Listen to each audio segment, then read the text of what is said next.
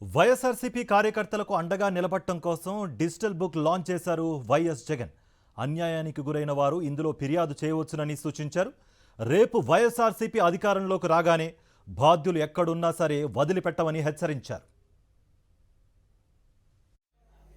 మన కార్యకర్తల కోసం రాష్ట్రంలో అన్యాయానికి గురైన ఏ కార్యకర్త అయినా కూడా డిజిటల్ బుక్ ఇప్పుడు లాంచ్ చేస్తా ఉన్నాం.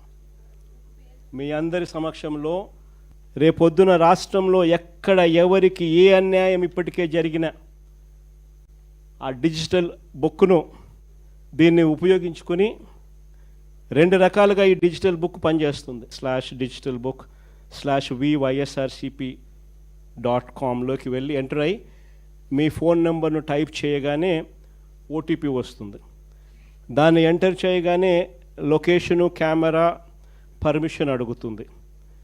అది మీరు ఇవ్వగానే మొదట మీకు జరిగిన అన్యాయం గురించి వివరాలు అడుగుతుంది, మీరు నమోదు చేయాలి.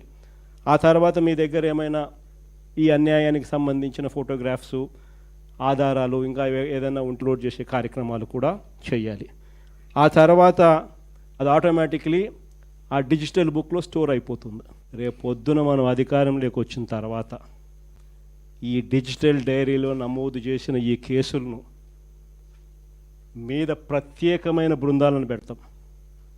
అన్యాయం చేసిన వాళ్ళను రిటైర్ అయిపోయి ఉన్నా కూడా, రాష్ట్రంలో వాళ్ళు లేకపోయినా కూడా, సప్త సముద్రాల అవతలున్న అందరినీ పిలిపిస్తాం. చట్టం ముందర నిలబెట్టించి శిక్ష పడేలా అన్యాయానికి ఈరోజు గురైన వ్యక్తికి సంతోషం కలిగించేలా ప్రతి అడుగు దీని ద్వారా పడుతుంది.